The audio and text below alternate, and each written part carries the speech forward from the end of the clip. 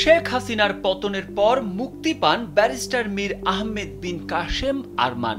দীর্ঘ ৮ বছর পর মুক্ত আলো বাতাস পান তিনি। তবে তিনি গুম হওয়ার আগে শেখ পরিবারের ব্যারিস্টার ডিগ্রিধারী এক সদস্য তাকে সতর্ক করে দ্রুত দেশ ছাড়ার পরামর্শ দিয়েছিলেন। পাশাপাশি একই বিষয়ে উচ্চ পর্যায়ের আরও ২ ব্যক্তি তাকে দ্রুত দেশ ছেড়ে যাওয়ার পরামর্শ দিয়েছিলেন, কিন্তু ভয় বা মৃত্যু ভয় উপেক্ষা করে তিনি দেশে থাকার সিদ্ধান্ত নেন। এর ৩ দিন পরে ২০১৬ সালের ৯ আগস্ট বাসা থেকে তুলে নেওয়া হয় তাকে। এরপর দীর্ঘ ৮ বছর আয়না ঘরে বিভীষিকাময় জীবন কাটাতে হয় তাকে। নীল মজাদার গোলমার্ক পপস, কুরমুরে বাইটে ফুরফুরে লাইফ।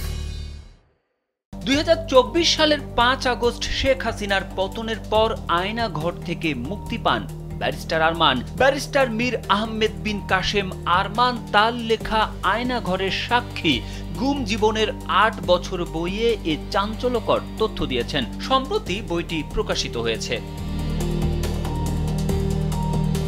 বইটিতে ব্যারিস্টার মীর আহমেদ লিখেছেন, শ্বাসরুদ্ধকর পরিস্থিতির মধ্যেই ৩ জায়গা থেকে ৩টি তথ্য পান তিনি। প্রথম তথ্যটি পান তার এমন এক বন্ধুর কাছ থেকে যিনি শেখ পরিবারের সদস্য। যখন তিনি ইংল্যান্ডে বার অ্যাট ল পড়তে গিয়েছিলেন, তখন শেখ পরিবারের ওই সদস্য তার সাথে বার অ্যাট ল পড়েন। ঘটনাক্রমে তাদের মধ্যে বন্ধুত্বপূর্ণ সম্পর্ক গড়ে ওঠে। এরপর বিএনপির এক শীর্ষ নেতার ছেলেও তাকে আসন্ন বিপদ থেকে বাঁচতে দ্রুত দেশ থেকে চলে যাওয়ার পরামর্শ দেন।